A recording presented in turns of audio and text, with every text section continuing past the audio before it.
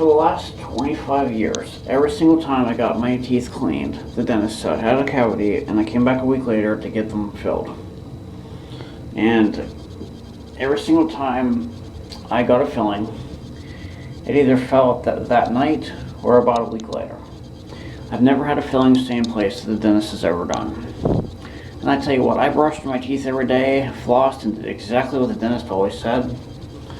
But still, I had cavities every single time I went in there.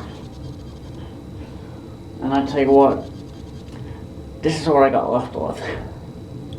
Every single tooth that was ever filled has practically fallen out of my mouth. Whereas the teeth that I have never had filled have absolutely nothing wrong with them. I'll tell you what, I will never see a dentist again. I mean, this damage is irreversible. I mean, these fillings never worked. I don't know what else to say, I'm frustrated. I mean, no one doctor in my life has ever fixed a damn thing. They just made everything worse. I mean, I don't know what else to say about this. I mean, the medication and all this crap they tell you need to do is just bullshit. I mean, if they would have just let my teeth go, my mouth would have not looked like this.